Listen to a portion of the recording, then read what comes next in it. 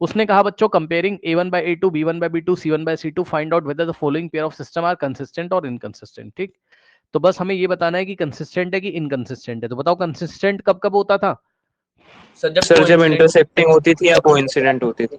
Yes, मतलब जब solution आते थे उसके। तो ये दोनों केस आपके इंटरसेक्टिंग में क्या यूनिक सॉल्यूशन और कोइंसिडेंट में इनफाइनेटली मिनी सॉल्यूशन। ठीक, तो इन दोनों केस में ही वो कंसिस्टेंट होता था बस।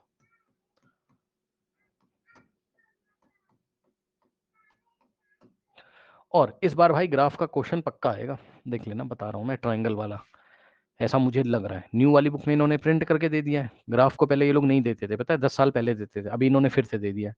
बहुत जबरदस्त सवाल पूछेगा, देखना, कराऊंगा, रुक जाओ।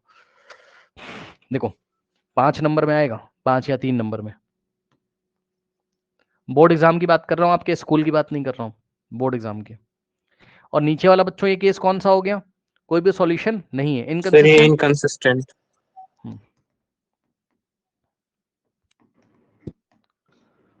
ठीक, ये बच्चों उसने आपको क्वेश्चन दिया। ठीक, अब मेरी बात ध्यान से सुनिए। हाँ, थर्ड क्वेश्चन का पार्ट 1 है, चेक कर लो शायद, ये देखिए। ठीक, ऑन कंपेयरिंग पार्ट 1 ये रहा। ठीक, अब कॉलन लगा के जो लिखा है ये सेकंड इक्वेशन है आपकी, यहाँ पर जरा समझिए। कॉलन लगा के यहाँ, अब मैं एक बात आप लोगों को सिखाना चाहता हूँ भाई, वो मेरी बात प्लीज सीख लेना, अपना दिमाग मत लगाइएगा। देखिए बच्चों, मेरी क्या आदत है, सुनो, जैसे ये इसने दिया, पहले मेरी बात आप सुनिएगा, फिर आपको जो करना वो करिएगा। सुनो, पता है मैं क्या करता हूँ, जैसे फर्स्ट इक्वेशन है तो मैं ना भाई स्टैंडर्ड फॉर्म में ले आता हूँ, समझ गए होंगे, ये इधर। ठीक, तो क्या हो जाएगा बताना। ठीक, और इस इक्वेशन को भी मैं स्टैंडर्ड फॉर्म में ले आऊंगा, समझ गए होगे। पहले x का टर्म, फिर y का टर्म, और 7 को लेफ्ट हैंड साइड लेके आओगे तो क्या हो जाएगा। अब बताओ, दोनों स्टैंडर्ड फॉर्म में आ गई। सुनो, या तो दोनों को स्टैंडर्ड में रखो, या तो अगर दोनों के कांस्टेंट राइट हैंड साइड में तब भी सही है। ठीक,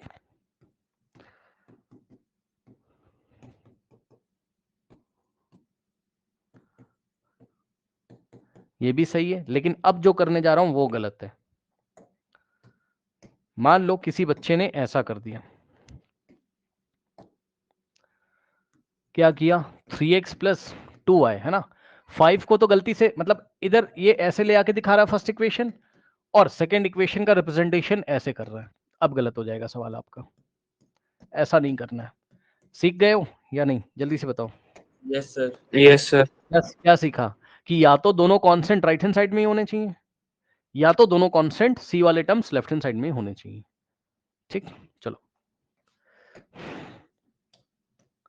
अब मैं डायरेक्ट कर रहा हूं, तैयार रहिएगा। a1 by a2, a1 3 और 2, a2 2। ठीक, b1 by b2, b1 2, और ध्यान से सुनिएगा, b2 कितना है, -3 है। और एक बात और सुनिएगा, जो लोग कंफ्यूज रहते हैं, बेटा माइनस नीचे से उठा के आप ऊपर भी लगा सकते हो, कोई दिक्कत नहीं है।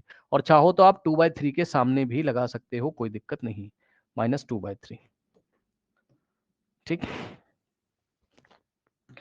अच्छा, अब चेक करने की जरूरत ही नहीं मेरे ख्याल से, मानते हो कि नहीं बताओ। यस सर, नॉट इक्वल आ गया। नॉट इक्वल आ गया, क्योंकि a1 by a2 is not equals to b1, अगर पहले ही स्टेप में आ गया तो क्या दिक्कत है। तो यस, सिस्टम कैसा है बोलो। इंटरसेक्टिंग है सर कंसिस्टेंट है। बस उसने ये बोला था इस बार कंसिस्टेंट है कि नहीं, बस ये बताना है। तो सिस्टम कैसा है बताइए,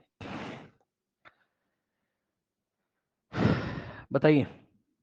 कंसिस्टेंट है, कंसिस्टेंट है। तो सिस्टम कंसिस्टेंट है। लेकिन अगर वो बोल देता कि भैया ये बताओ कंसिस्टेंट में कैसा है वो, तो बोलते यूनिक सॉल्यूशन वाला है, इंटरसेक्टिंग वाला है। मानते हो कि नहीं, जल्दी से बताओ। ठीक, यस भाई कंसिस्टेंट के 2 केस थे ना, भूल गए हो क्या? यही तो पूछेगा आपसे एग्जाम में। अभी तो उसने बस ये बोला कि कंसिस्टेंट है कि नहीं ये बताओ, या इनकंसिस्टेंट है ये बताओ। तो लेकिन अगर वो डिटेल में पूछ लेता कि कंसिस्टेंट में कौन सा केस है, पूछ सकता था, which case of consistent exist, तो हम बोलते कंसिस्टेंट में कौन सा केस है, इंटरसेक्टिंग, और ग्राफ कैसा बनेगा, इंटरसेक्टिंग और यूनिक सॉल्यूशन का केस है, एक ही सॉल्यूशन आएगा, क्योंकि दोनों लाइन एक ही पॉइंट से पास करेंगी।